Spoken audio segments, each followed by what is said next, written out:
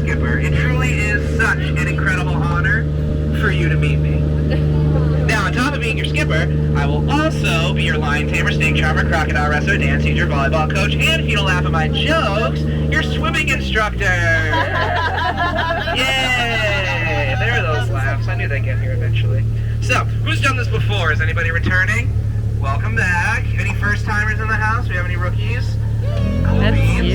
Somehow, not every hand went up.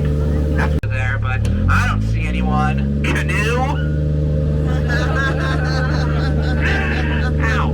Anyway, quite the big snake over here. Now, if I was gonna guess, I'd put that bad. I would throw up. That'd be really scary. Speaking of throwing up, you got a whole bunch of other animals over here. You got those giraffes, those impalas. Oh, and that poor zebra. It's dead. You want me to lie to you? There it is. Ah, it's asleep. Grow up. It's a jungle out here. Oh man, that zebra's so dead. Dead zebra. What? Zebra's dead. Dead. Died. Dead. Zebra's dead. Skipper Felix over here got himself in quite the situation over here.